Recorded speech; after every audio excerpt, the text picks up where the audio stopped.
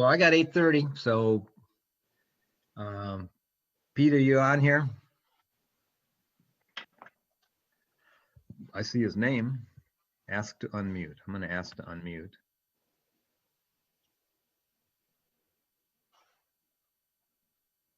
Yeah, I'm here. Oh, good. Okay. So who's running this meeting? They can start anytime. Okay, this is Pete. Thought we'd spend most of the time here talking about what we talked about last time, which was where do we stand financially? I sent everybody a email that showed a cash flow analysis and with some verbiage along with that. Just to summarize what's going on here and how this all ties together. The cash, first of all, every month, at a council meeting, the financials for that month are printed and presented to council members. And that is by fund. Everything in the state of Indiana is run by fund, general fund, MVH, that sort of thing. And the purpose of the financials is to give a picture of what has occurred in the previous month. It also contains a year-to-date figure. That's the responsibility of the council. It's available to anybody who wants to see it. The reason that I did this analysis based on cash, because cash is king. You don't get to develop any budgets if you don't have enough cash coming in or in the house. Every year, as you know, the budget starts somewhere around June. Technically, it's complete by the end of August for final review and that sort of stuff, and usually has to be done somewhere October, November, that it has to be signed off, submitted, posted, all that kind of stuff. But the reason cash is important is that you start with a balance of cash in your account, and if you don't have the tax receipts or the sales tax receipts or the various receipts that show up, that cash balance is not replenished. For a town like Long Beach, there is no real way to enhance the taxes, the tax receipts. There's no licensing fees. There's nothing of that nature that the town can manage. So the town really drives primarily by tax receipts. And on the memo I sent, I gave you an example of how important tax receipts are for like the general fund. The general fund is impacted every year about 50 to 55% of the money that comes into the general fund is the result of property tax receipts. And the general fund is the major fund. It's the one that has the most latitude, the ability to spend in any way that the council sees fit. MVH, Park, and CCD are the other three funds that are supported by taxes. They're more heavily supported by taxes. Those three are in the vicinity of anywhere from 90 to 99% supported by tax receipts. So any impact on the tax receipts has a great impact on what the town can spend now and in the future. In discussions with Carl, certainly for this year, for the 2020 year, even though there was COVID, there was not a great impact on the tax receipts that we saw. Just about where we usually are with tax receipts. How that will be impacted in 21 is uncertain, although it doesn't seem like it's as bad as I had originally thought, because if we're in a relatively affluent community, and as long as people continue to pay their taxes, we're okay. But that has to be watched carefully. There's 2 tax receipts that are sent by the county each year, one around June, one around mid-December. We can continue to call the county people to see if there's any problem with tax receipts that are behind or not being paid. But frankly, they're not very helpful, and they just don't compile a lot of different information, but we keep trying. So in effect, what I did on the spreadsheet is talk about how cash is managed in the town and where we sit. And if you have that spreadsheet in front of you, for example, at the end of the year in the general fund, we had $419,000 in cash. In total, for all of the funds, that's Riverboat, MVH, local road and streets, parks, that sort of stuff, we had about $3,500,000 in cash.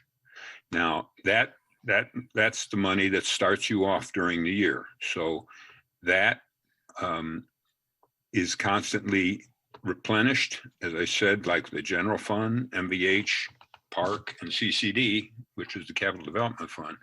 You get two installments each year of money that comes in via tax receipts.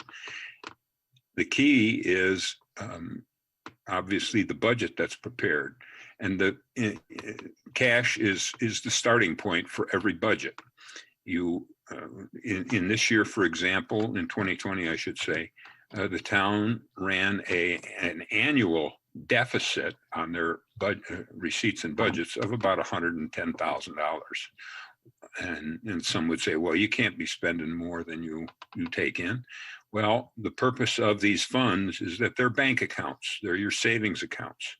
So when we start out with $419,000 in cash, if we spend in that account, just in that account, if we were to spend $25,000 more than we took in, we would end up with $369,000 in cash at the end of the year. So what you see on the spreadsheet on the General 101, we start with 419.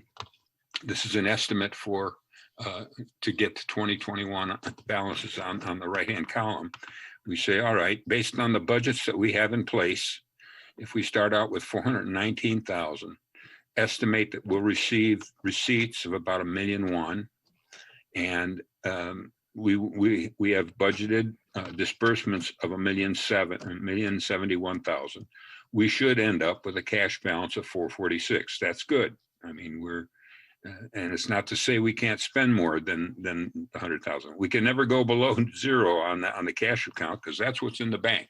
So you can't do it. And obviously you have to adhere to the budgets that you set during the budget process. That's what the Department of Local Government Finance sits on and watches.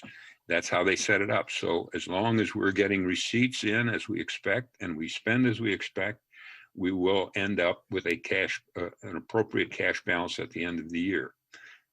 The reason that we have, and we're in good shape. I mean, as of now, we're in good shape for municipality. If you go around and look at the municipalities around the state, you'll find that we're in excellent financial condition at this point in time. But that doesn't mean that we can't be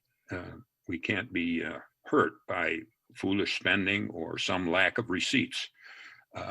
So if you look at the general fund, once again, we start with 419. We spend about, as budgeted, we spend about 20,000 less than we take in. We'll end up with a balance of about 446. Okay, that's basically what this first block on the spreadsheet shows. Over in the other, and carrying that forward, let's talk about a few of the things that are in there. In the cash, you'll see about halfway down where you see the go bond for that's fund number 212. We secured a bond of $1 million. 41,000 or there had to go for interest on the bond that is set up. So we are left to spend with 959,000. Now that item sits on our balance sheet. Basically, that's what this is, a balance sheet. And now during 2021, when we pay that, you can see that we did not budget that receipt, any additional receipts, and we didn't budget any disbursements in that, mainly because there was no, we had no idea what we were going to spend for the protection. The Go bond is for the stops. So we have $959,000 in the bank. We know that we're going to spend that because I think we've already identified that we've got about $350,000 into stop 23. We've got stop 21 to go, which will be probably a little bit more than that, maybe 30% more than that. So that 959 is going to be spent one way or another. So that's how it works. In addition to the Go bond, you can see down, we have the garbage fund. Garbage fund is really not really has to do with the town finances. It's just a collection that goes through. So if you look over in the square on just to the right there, these are the items that will either be carried forward to next year. For example, we didn't spend them. And these are called, some of these like Reith Riley is an encumbrance. An encumbrance means you anticipated spending it, but you didn't. So in effect, you've got an artificially high amount of cash. It's sitting in the bank, it's in our bank, but we never incurred the actual physical expense of paying the bill to Reith Riley. You can see the next item down is stops 21, 23, and 29. That was 970,000. So this box over here are the things that are going to be coming out of cash that were not anticipated, or they were not paid during 2021. And these are going to reduce the cash. So where we started out with an estimated $3,468,000 for the things that were on the books, the estimated cash balance, you can see we start with that. Now we start taking away those things that were encumbered. In other words, they were not spent in 2020. So 750,000 is going to come out. $970,000 comes out. We had to pay the additional Go bond interest. 32. We will be paying that of 32,000. That was not anticipated. And then it starts with assumptions that I put in here because in our various discussions in the budget committee meeting, these are things that have been talked about that people want to spend or have instituted, but they were never budgeted. A salary survey was not budgeted, but it has been initiated. So that's $16,000 worth of cash that's going to come out.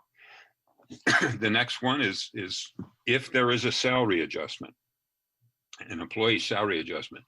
I took a guess at I said maybe 3%. That will hit the books at about $30,000. The next one, property tax COVID impact. I was just putting something in here to say, I do think there will be some impact of lack of tax receipts. So I put a $50,000 estimate. We had a squad car, a deal came up and we have an opportunity to get 2 squad cars for something, but there's $40,000 that we never budgeted for. That's there. We have pipes going in at 17. I don't know what that's going to cost. 45,000. Building permits, reduced revenue.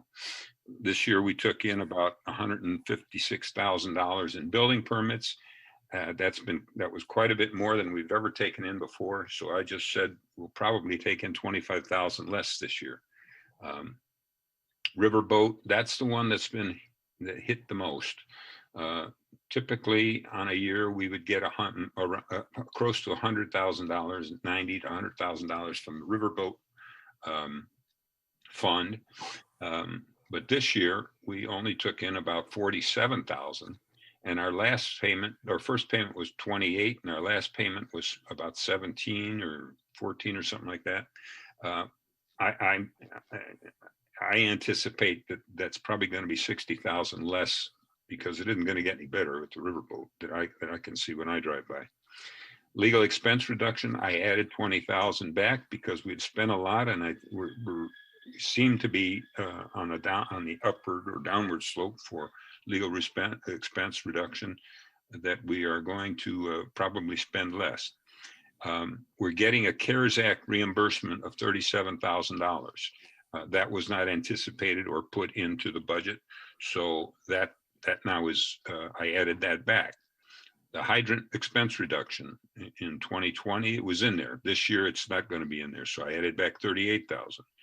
Engineering fees. This engineering fees has to do with additional look-see at paving grants. Every time we do a paving grant, it costs us money for engineering fees, which are not covered. And then, of course, we have additional fees if we actually take the grant. Additional shore protection. I don't know. Seems like I didn't update something here, but that should be 200,000. I don't know why I've got that in here, but this is the money that we could be spending for more shore protection. And of course, anybody who wants to change any of these or throw anything in or take anything out, let me know. The clunker that was not identified is the next one here, is the SRF escrow for sewers.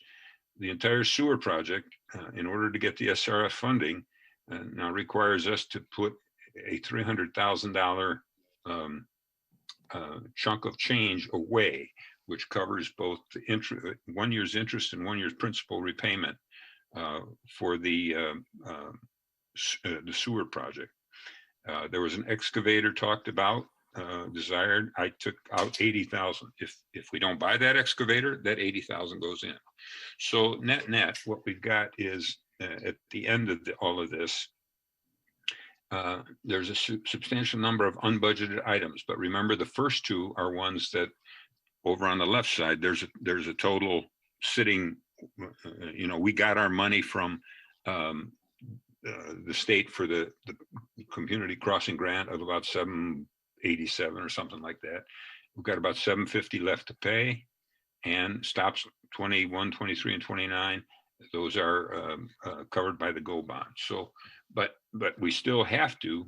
I know why that additional shore protection is 200,000. We have to start paying back the 200,000 or the GO bond. Additional shore protection down there is 200,000. So it's a 5-year deal, close to $1 million. So net we'll be paying back $200,000 a year for additional shore protection. That was on budget. So what you see then, when you come down to the bottom, this is the estimated cash balance as of 12/31/2021. If all those column items on the right are correct, and all of the receipts on the left are as projected. So this is what has to be managed. This is the purpose of putting out the financials each month for people to look and see what they want to do. Are we incurring any unusual variances to budget or not? So I will just a couple of asides. What I want to make sure everybody understands is that the town is limited in its ability to incur debt. We have the ability to take about $3 million in debt, of which we've covered at least $1 million with the GO bond. So is sources of funds that we could tap into if it was necessary, but the repercussions from that we have to be aware of them. For example, if we're talking about another community crossing grant fund, and we were to go to full boat of $1 million, and we wanted to get the $1 million grant, or $1,033,000, we would have to put up $250,000 or $300,000 worth of money. We have to pay that to get the grant. So that is not included in here. So we have to keep in mind, it's nice to want to spend stuff. It's nice to want to do things. But it has to stay within the budget. And a community crossing grant not in the budget would require changes, obviously, to reappropriations of things, hearings, that manner of stuff. So that's the impact of all of this. The lesson with grants is that every time you do a grant, it costs us money unless it's a total 100% grant, of which we've never been able to qualify for anything like that. So having said that, and the last thing I'll say is that just as a matter of course, and I think IACT, not IACT, but yeah, IACT, when you go to the IACT sessions, and it's prudent, they recommend to keep maybe, half of your budget or 3 to 6 months of your operating expenses in cash in case something comes up. And in the past, let's talk about what might come up. We've got an old community center. We've got a heating, cooling system in there that, although the three amigos have kept that thing running and going, if something catastrophic were to happen to that, we would have to repair it. And immediately you're probably, if something drastic went, you're in the $100,000 range. So that's why you have to keep an appropriate balance to handle any kind of emergency. Could be it could be repairs to a truck, repairs to a front loader, that sort of stuff. All those things are extremely expensive to do. We try to keep an amount in the account that supports that, but you still need to keep an operating balance. It's up to the council to decide how much do they want, what do they want to do. But typically we've tried to keep, we've never had any trouble keeping a sufficient operating balance. But as you can see from the box on the right, we're starting to get, we're very close to, with $1,045,000 in the bank at the end. This is town money, not including garbage, not including water, not including those things, just plain town money. There's a substantial amount of concern for that, but that's up to the council to figure that out. Are there any general questions? Pete, I've got a couple. On the unbudgeted cash receipts and disbursements, basically the items that we can influence, I was just curious about a couple things. It seems to me that on your river, okay, so starting at the top, Bill, I know we've made some payments on the CCMG. Is 750 the what we've got left? Is that legit, or? That's No, it's a little more than that. I gave Pete that number and I didn't correct it, but I mean, it's $834,000 still to come. I think we're fine with Haas, but we've only paid $171,000, and the contract was for $1.04 million. So the math says that we got $830,000 more to pay. Okay. After I paid off Haas, it's going to be about $284,000. It's budgeted and we can pay it, but it's $284,000 more out than in. In other words, once we expel all that money from number 212 or 215, I guess, which it is. Then we have to pay for it out of, and we budgeted, that was that additional appropriation thing, which will now be be passed forward to 2021. But as Pete described it, it's regardless of whether it's budgeted or not, it's $284,000 more than we have in the bank. So basically, so I've got a few other questions. Okay. The stop 21 and 23, right now we're at about $500,000 on 21, hopefully maybe a little less. 23 will be 350, so that's 850. I don't see, and that's that stop 23 will be a not to exceed. 29, we have not made a decision to invest anything in 29 yet. There's talk about it and we haven't finalized that. There's a good chance, I believe, that we'll be under that 970, but that's just conjecture, and I don't want to press the point. The GO bond, that was a 5-year commitment. I didn't see the documents, so that that was always to be a 5-year commitment? Pete told me that yesterday. I didn't realize that. Yes, Yes. it starts Okay. in 21. Did we it's- influence that term, or that was dictated by them? That was dictated by the bond itself, yeah. But I mean, So, yeah, so so they it's told going to us, affect the taxpayer. yeah, I got that general statement, Bill, but I'm just curious as to how it got to be 5 years. I didn't know when we started that process that it was that short of a term. But that's the way that has to be, I guess. Yes. We didn't choose that ourselves. Okay. Yeah. When I come down, obviously some of these things, the RISV pipes, there's no way to know what that'll be. We right now, we haven't committed to anything on that. But I think it's wise to keep something in there. The riverboat, Pete, I'm a little confused. Over on your revenue, on your 2021 receipts column, you've knocked that down to 30,000. And then you also take a $60,000 hit over here on the unbudgeted. I almost think that's redundant in a way. You've made that adjustment over on your revenues for 2021. You've knocked it down to 30. And then you also take 60 out over here. I think that's full counting, isn't it? You may be right. Okay. I'll check that out. I think you are As right. I march down through here, the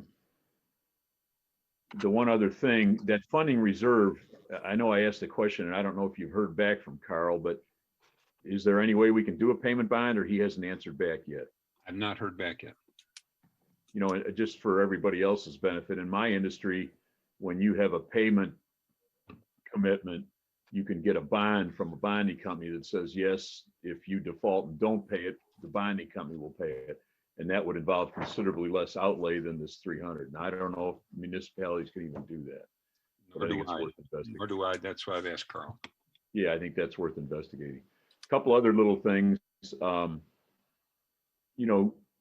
Stop 24's revenue, I don't believe is reflected in here, is it, Bill? We're expecting 100,000 from them. We've already shelled out. That is correct. It is, it's paid for.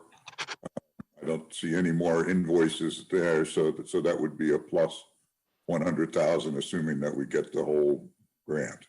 Right. And then assuming that we're able to not float, but to initiate the stormwater fund, that'll be another $180,000 positive impact to our cash through the year if we do in February through December.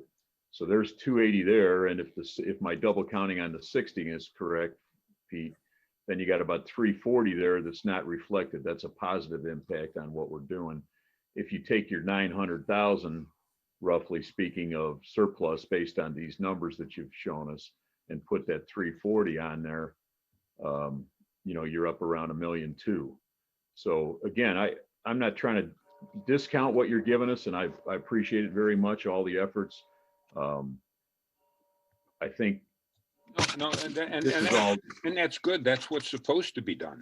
That's what the purpose of doing this is for, to develop as clear a picture as possible of where we are. Right. Now, So, let's talk about the stormwater fund. Is that going to be purely a revenue? Right now, the things that we wanted to, our justification for coming up with a stormwater fee were a couple of things. One was we've got all these brand new storm structures from the CCMG money, in addition to all the other storm structures that need help during the year. So we thought we needed to get one of these hydro excavators. That's what you're showing as your $80,000 expenditure on your unbudgeted disbursements. The other issue is that we've always got continuing stormwater situations, including the RISV situation, where we're not doing the right thing. We're putting stormwater into the lake that's untreated, and we're dealing with puddles all over the place and some street improvements that need to happen relative to stormwater. So that's why we wanted to have some revenue to offset some of those expenses that we've typically had to take out of the street budget, or wherever Bill was able to try to come up with some funding for those kinds of things. But it's kind of a whack-a-mole sort of thing. Tom Dahl's been forced to do things on a shoestring sometimes, when if we had some money in the bank specifically for stormwater, we could do some some better project type things. There are lots of private, quasi-private, public stormwater lines that go down to the lake, similar to Risby's, that really need to be corrected. So that's what the motivation was for that. And in terms of whether it's totally revenue, Pete, in this particular year, if we look at $15 a month times 1,100 households times 12 months, you're looking at about 180 in receipts, 180,000. And I'm just showing that as a receipt simply because you showed that excavator as a negative. So I look at that 180 as generally would be in addition to what we're looking at here. And I think from what you say, it sounds right. The question would be the timing. When is this something that would be collected on the tax bill? Is this something that would be collected on the water bill? Well, we're going to use right now. The proposal is to have the water bill starting in February. Yeah. So I think that 180 is a realistic number if that's what we're able to do. The water department's trying to figure out whether they can do it on the water bill as it's currently printed, but if we're able to, then it'll just be a $15 hit on the water bill every month for everybody. And what? So what is the legal basis of this? Is this something that has to be approved by some legal entity, like somebody at the state, or is this something we could just? Is this a valid utility fee?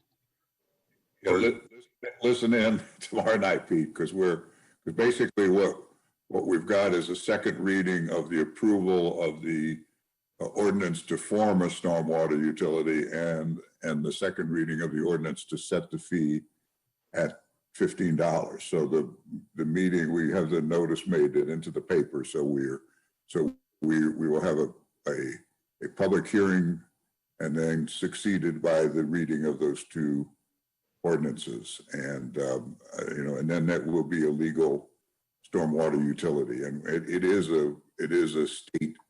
There are other stormwater utilities. I think Carl borrowed some of the wording from other municipalities to make our stormwater utility.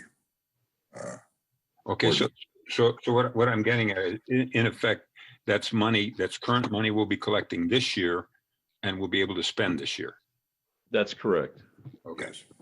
But just to reiterate what Bill's saying, we did a little homework on this thing and found out we're able to do this. It's similar to the water board in some respects. We're gonna use the town council as the board. We're not initiating a new board, and there won't be any board payments to board members or any of that sort of thing. So anything we bring in, we'll be able to use to do. Okay, that's good. I'll adjust all this. Yeah, the one thing that for everybody, to me, I'd rather be conservative on the riverboat.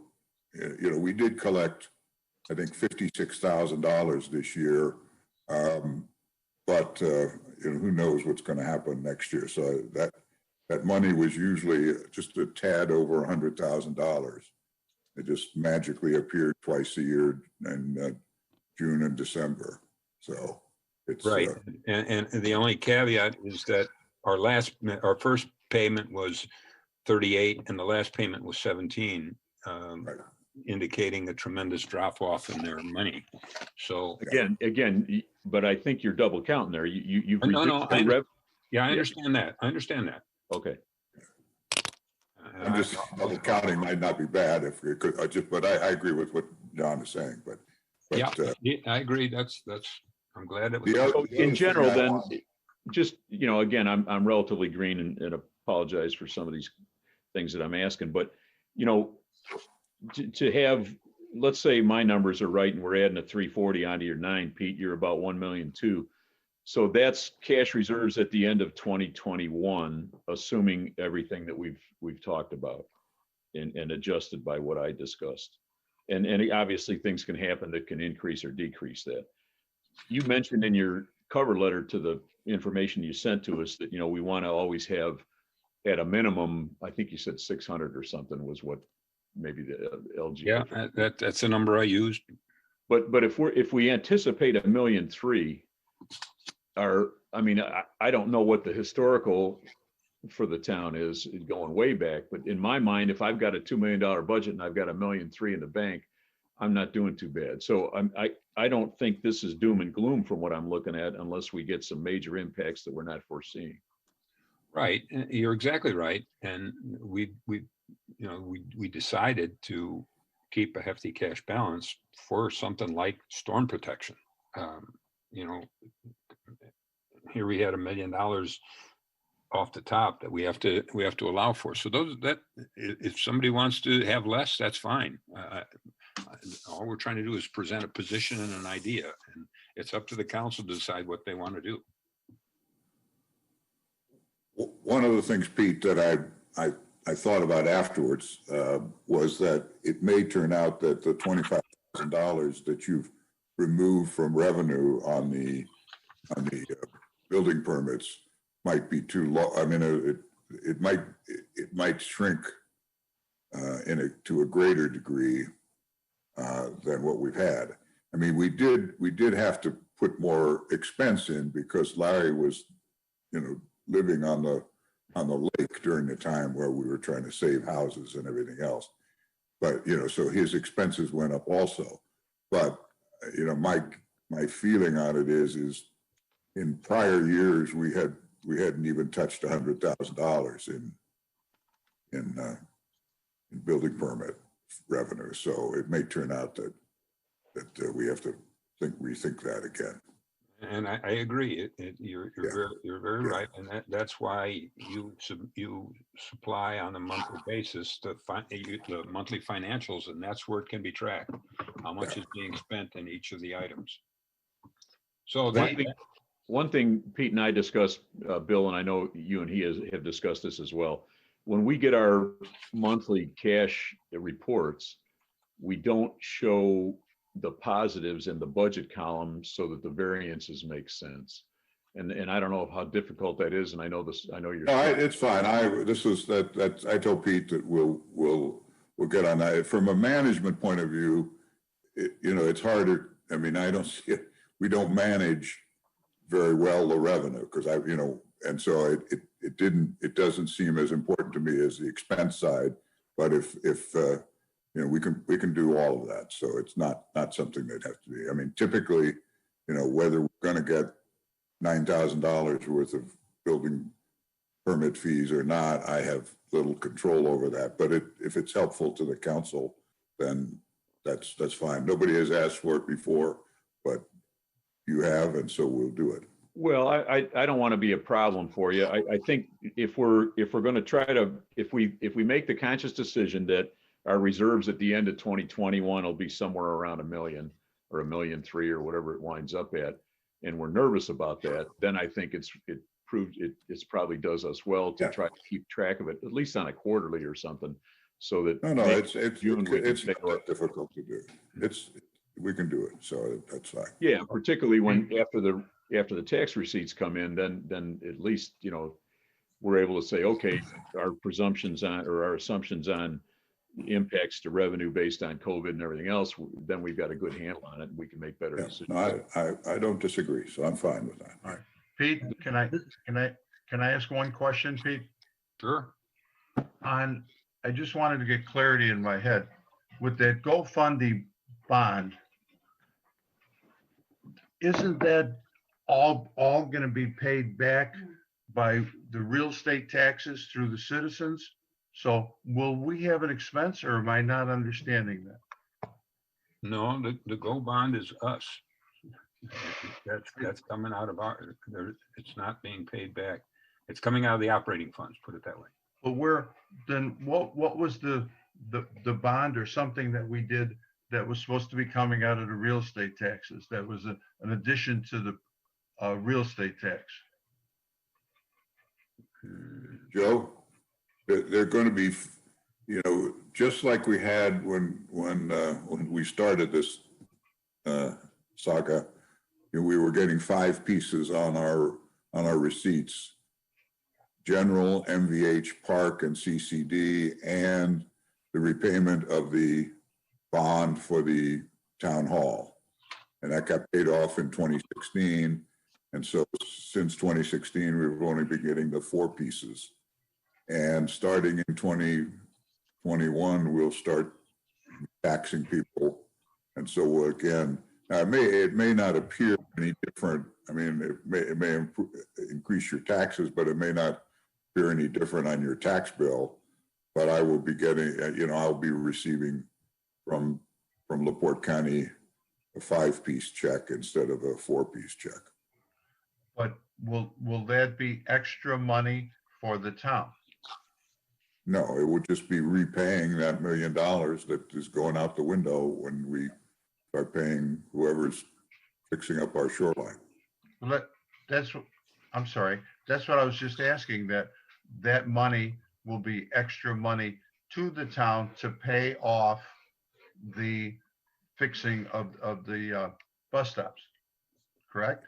Yes. Joe, it's an in and out sort of thing. If you were looking at the Yeah. spreadsheet, you'd No, understand no. it better. The money's in the budget as a revenue item based on the bond proceeds, and it's in the budget for an expenditure based on our rough estimates of what we're going to spend on the lakefront. So it's an in and out sort of thing.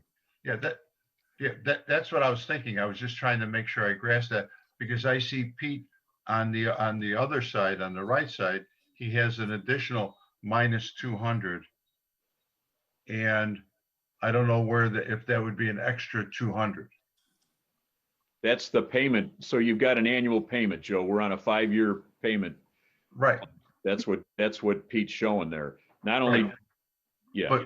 But the pay, I'm sorry for being so stupid, but the payment is definitely going to come out of the real estate taxes from the town, correct?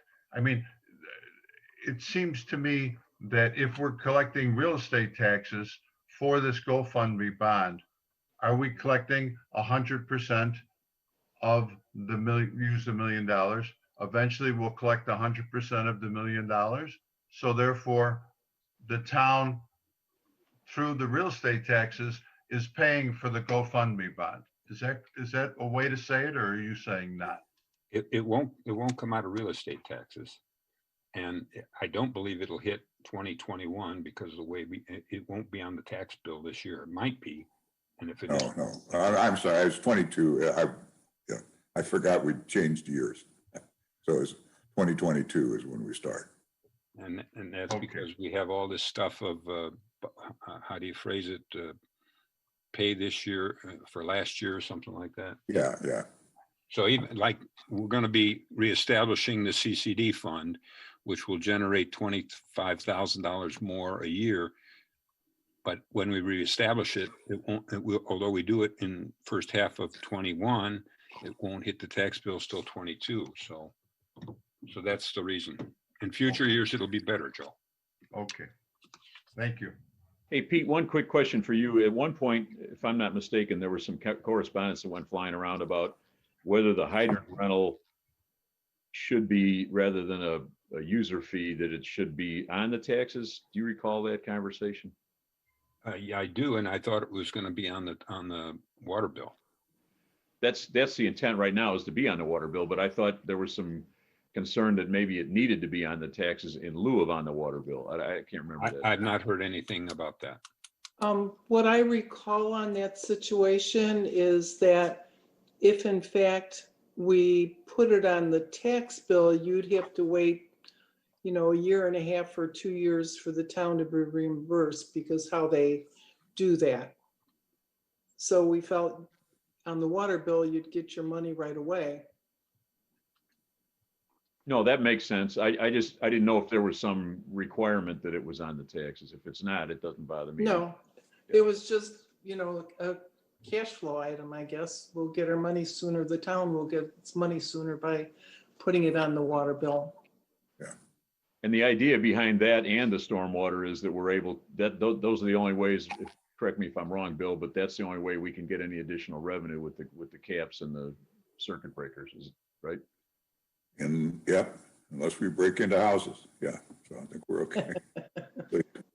And So just yeah, no, I mean, that's it. Police chief And is listening to you, Bill. This is more computer thing, but if they do find the line that Mary Lou said they were searching for at the last night's council meeting to put the $15 stormwater utility fee on there. I'm hoping that if we pass the hydrant charge also, that it can go from, you know, from 15 to 20 or whatever it is, and it could just still be one line, just saying, I mean, we can break it out and put it into the, you know, the system can break it out and put it into the separate funds, but Well, I don't think we can do that because the water department keeps the hydrant fee and the town gets reimbursed for the storm. I think it has to be that's two fine. separate No, line items. So it doesn't really matter though, because then it just stays in, so then you just keep the money and it stays. I'm just saying that if we have a problem with just printing a, you know, a postcard, we don't need two lines. Because I mean, you don't care how the system breaks it out. I mean, right now, when you write a check, some of it goes for reimbursement for the town, for the water employees' payroll, and some of the money goes into the garbage fund.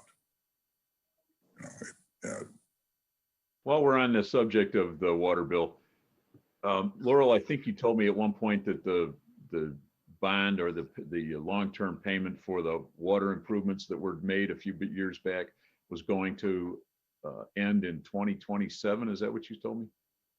That's correct. Okay.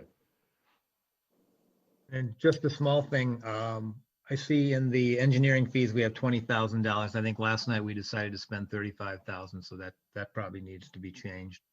I do think that this is a good discussion that we probably need to have on a quarterly basis.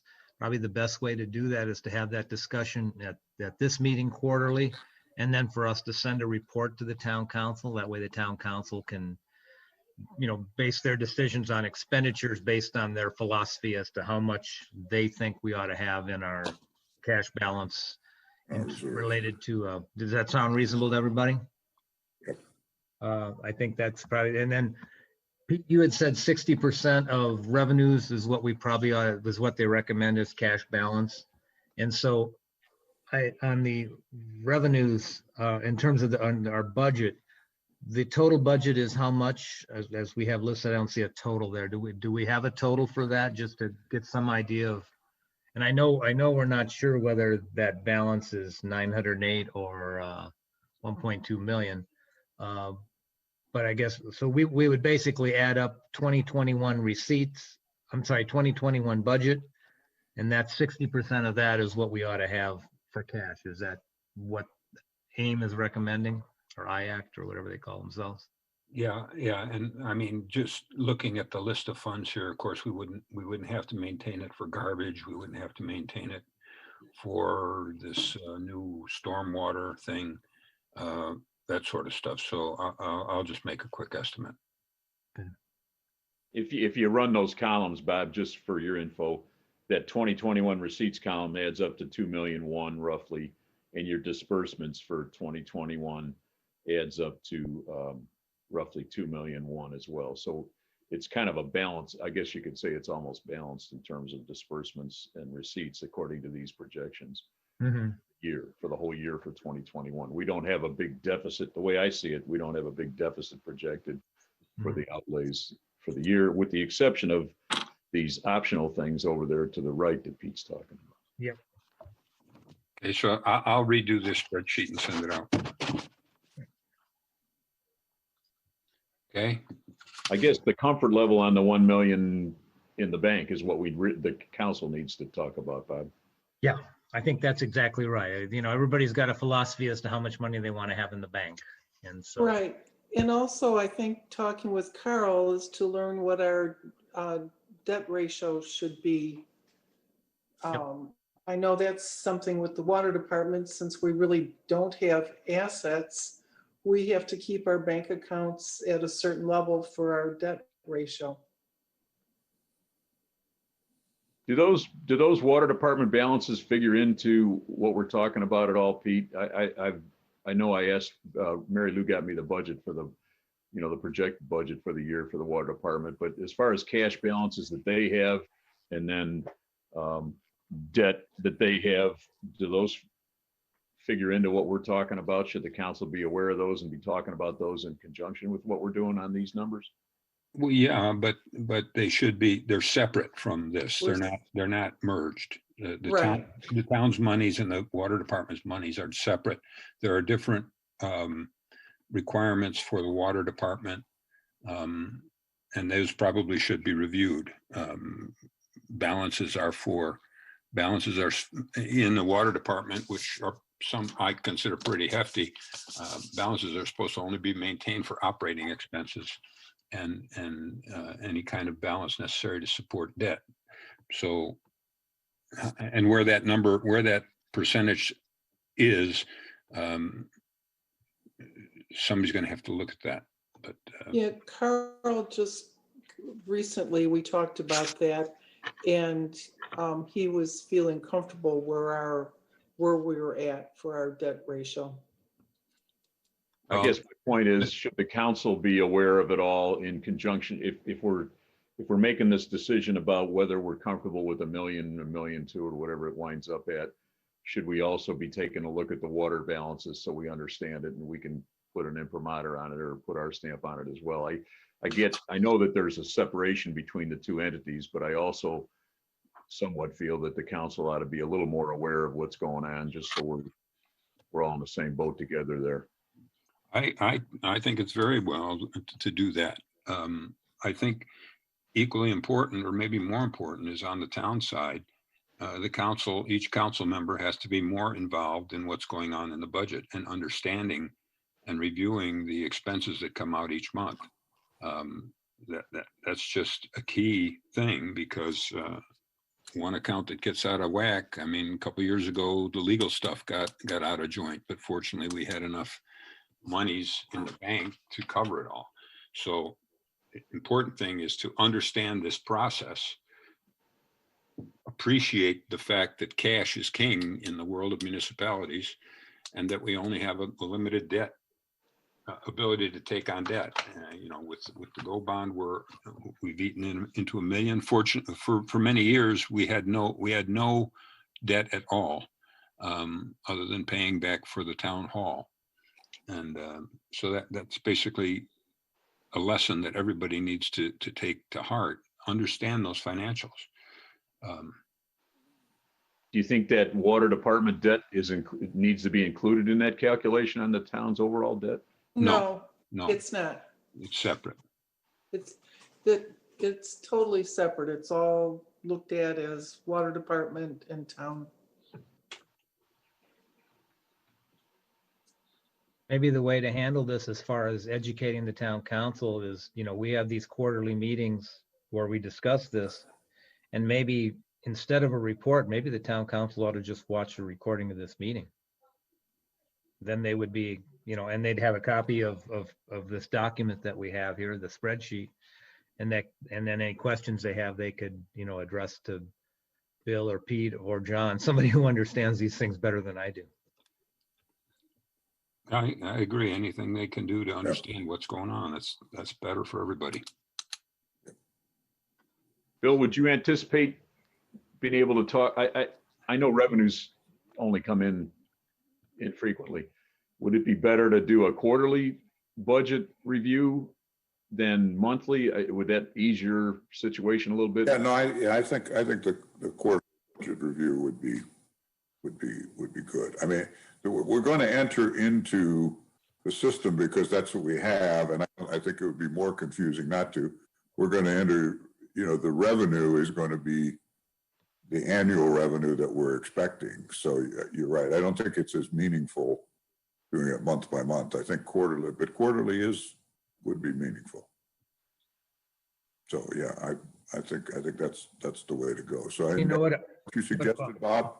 Yeah, what I would suggest is, why don't I send an email? I'm going to send Pete's spreadsheet to the two town council members who are not here, along with suggesting that they watch the recording of this meeting. And so they can have a good understanding of where the budget's at. And we can, that process starts now. It'll get a little more cumbersome when we can't do Zoom meetings, but at least for right now, let's take advantage of the fact that we've got the Zoom. And also refer to the year-end 2020 financials, that's where the game starts. And I'll just repeat that typically all of the funds, funds that come in from these different sources are typically very close every year. And that even from real estate tax. So understanding what happened in 2020 is important to see what's going to happen in 2021, plus the exceptional items that we talked about here. And those year-end financials, Pete, you sent out also? Bill sent them out. Yeah. Okay. Okay. And it's the same ones that he sends to the council, the year-end stuff. Yeah.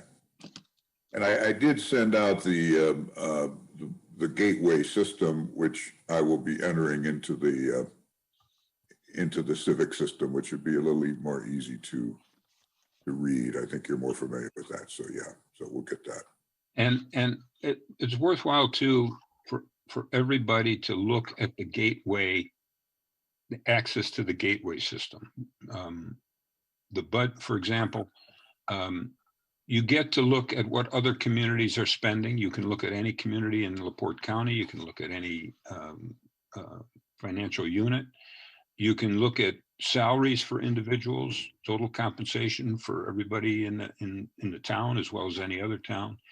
It's just very worthwhile to take a tour of what's available in that system, the expenditures, and begin to read about the financial structure that drives the state. The state itself, we complain about DLGF, but the state itself is fiscally sound, and there are reserves and there are quirks in it, but basically it's a good system, and there's money available for different programs. CCG has been wonderful for the town. We were very fortunate to be able to participate in 2 rounds of that. So any other questions on this? Okay. One quick thing, just for future reference. I mean, we'll have to make a decision, assuming Haas is able to get the CCMG application in on time and we get an award. That'll be part of that first quarter discussion. We'll have to decide what, if any, we want to spend if we did get an award. And that'll be, determined, the amount will be determined by where we feel we are after that first quarter adjustment on revenues and. Right. And that, now remember, the real estate taxes come in June and December. So we won't be getting another chunk of real estate tax in till June. And it's important to keep track of if there, that's why somebody like Carl is important to identify what is the tax receipt situation at the county level. All I can say. We wouldn't this past year, and I think in the last two CCMG evolutions, we've not expended the funds until basically the fourth quarter. Isn't that correct, Bill? Yep. Yeah. So we would have to authorize the bidding process midsummer, Pete. By then we'd know at least we'd know where we were at with June receipts, I would think. And then, then we'd have to make that decision about how much to spend out of the award, assuming there is one. That's a good point. Very good point. Timing is everything. Okay. Okay. One question on CCMG, just for your, remember, John, and I don't, and I should, because that was one of the things that I thought was the fabulous thing we did the first year, getting into that 3-for-1. Don't we have to decide how many streets we're going to do by the time we finish this? I mean, if we're submitting something by the end of January, don't we have to pick how much we're asking for? Because I think that's the way we did it before. So that's what the expenditure to Haas is, Bill. And keep in mind they've already done quite a bit of the homework. In other words, when they did the initial survey of the streets, that money's already been expended and that work has already been done. So now what they do is, for lack of a better term, you rate them 1 to 5 or something. Your worst one being 1, your best ones being 5s. I don't know if that's the right ordinal, but anyway, you do your, they won't let you do your your fives until you've done your ones, let's say, okay? So he makes a list for this application this year with whatever's left. If all the ones are done, then we go to twos. And then we're able to pick and choose how much of that we spend come June. So his projection will probably be in that $1 million range again. And then if they award us that much, we can say, okay, we're only going to do 300,000 of it. So that's our choice. And then we have to give back whatever money we don't spend. That's John, right, okay. John, does the crack seal function, is that covered under whatchamacallit, under I've not seen it used in CCMG arena, Pete. I will tell you from a practical standpoint, it's not a very good solution. There's a lot of technical reasons why it's not a good solution. I think I'd rather see us spend 300,000 and not try to do something on the cheap. Crack seal is a very short term. It's designed for certain applications. It basically it's like a paint job. It's not. Well, It doesn't do what I understand that, but one of the recommendations when we went through, and maybe I read it wrong, one of the recommendations went through when we did the first CCM or the CCG program was that after we paved 4 miles, the next year and years following, we should immediately be doing crack seal. That's what I'm talking about. I know it's not for the old roads. I know that's no good, but so you're the road expert. Just if the luxury of getting the kind of dollars we've gotten is that we've been doing a better application. We've done 2 layers of asphalt in most of these applications, which is unheard of. Usually Tom would just do a resurface, and we've milled down, which we didn't do, 10 years ago. We just used to overlay roads. That's why a lot of times you have these ponds and puddles and things off the edges of the roads, because we weren't able to afford doing it correctly. With the CCMG money, we've done a much better job in terms of engineering and application, which means you really wouldn't need crack filling when you put a 2-lift application down. We've actually also used a better product. When Walsh and Kelly got it that 2 years ago, we engineered through Haas's efforts and Walsh and Kelly's, we engineered the product to use what's called polymer asphalt, which is much better for the application that we have here in our town with the ups and downs and the way the streets are. So we anticipate not having to need something like crack filling, first of all, as opposed to a regular, just a quick 1.5-inch overlay sort of a thing. So we can look at it, Pete. I wouldn't get too concerned about, the timing of it. The cost of that product, over a phased in sort of a thing, we could probably handle on our own without the CCMG. I'd advise to use the CCMG the way we've been using it. And then if we decide we need to do any crack film, we'll keep an eye on those things. But I don't anticipate needing it anytime soon. And I wouldn't want to use those dollars for that right now. That's excellent. There's nothing like having an expert involved in this stuff. Okay. All right. I don't know what other things we can talk about on the topic list. Does anybody have any particular topics they want to bring up? One thing I did want to mention, we're going to present to the town council in February a new fire department contract, since the revenues from Duneland are gone and the contract that we're under currently is about over 10 years old. We're going to propose an increase in the town's expenditure to the fire department. Right now we're at 28 a year, 28,000. We make $7,000 quarterly payments. We'd like to see that bump up to somewhere between 35 and 40. So that has to be discussed with the town council, but that'd be an anticipatory sort of thing for the budget and finance if that passes.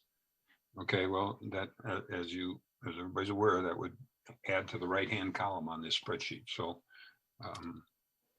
those are the kind. Now, let me also state that it's very important that we have a very structured budget process when we go into start the 2022 budget process.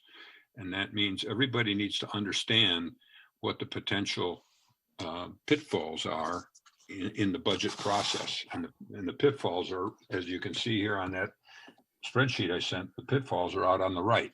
Those are the things that we have to be aware of, and Laurel usually handles the police department, works with the chief or the marshal, whatever you call it. John, you'd be working with MVH. We need, if this community center needs any kind of capital or any kind of improvements, those have to be added.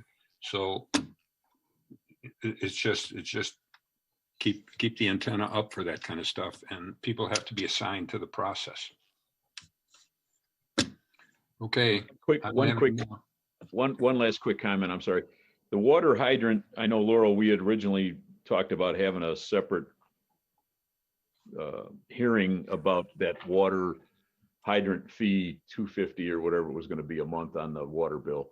Do we need to incorporate that on this hearing on tomorrow night, or can we, or is it too late, or do we need to even worry about that at this point? Well, it was my understanding that Carl was going to do both public hearings at one time.